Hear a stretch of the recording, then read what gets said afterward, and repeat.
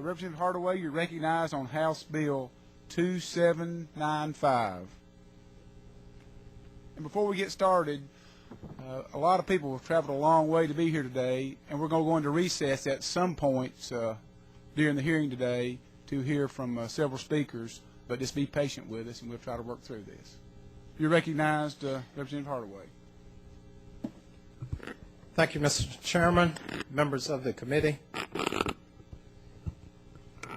and to all those citizens who thought enough to travel today in the interests of your children. Thank you. Do we have a motion on the bill? We've got a motion.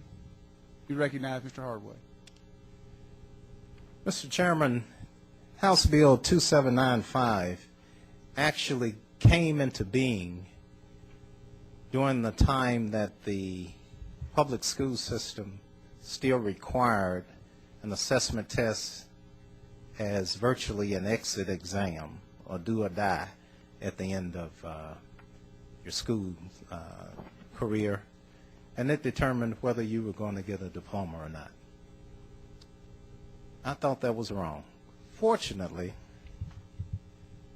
we know that the department has seen fit, the board has seen fit to pull together the high school transition policy rule, and because of that, the tenor of my bill is going to change just a little. And we're not concerned so much now with the fact that we have an exit test on the public school system, an exit test or proficiency test that the homeschoolers or independent school systems would have, and it would be a different test.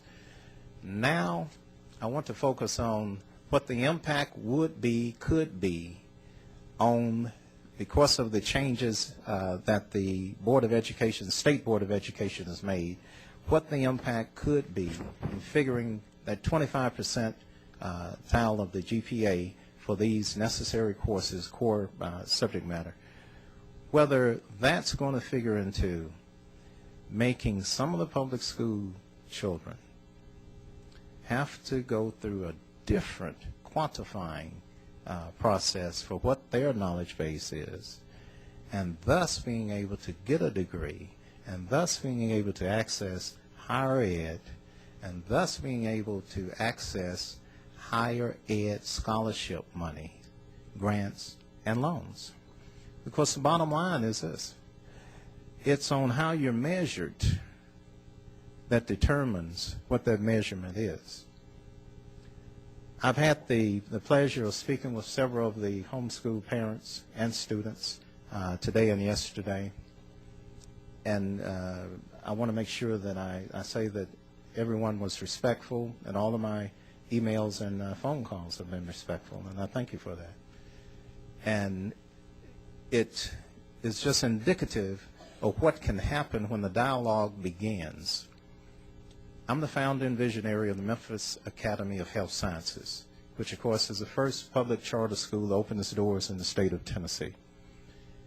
And I know what the anticipation and anxiety levels were from the traditional public educators on public charters.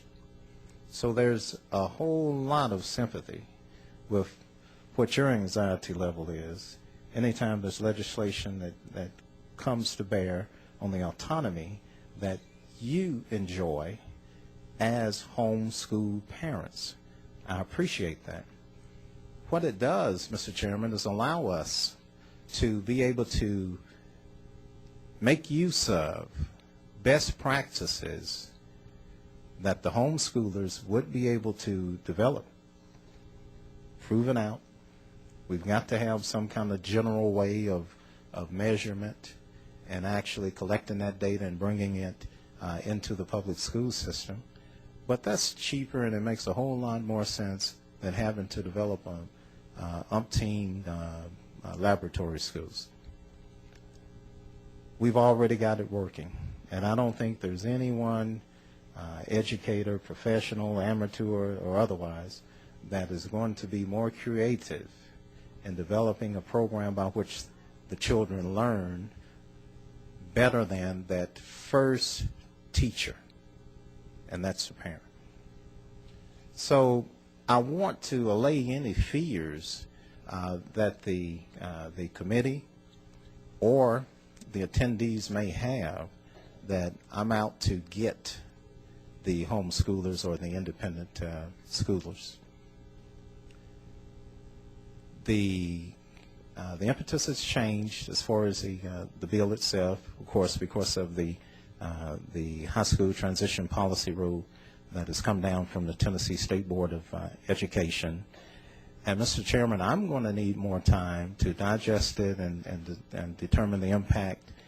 So I'm really at some point going to ask to roll this, but I do want to honor the fact that we've had the travelers, and at some point, if you go into recess, to be able to hear from them.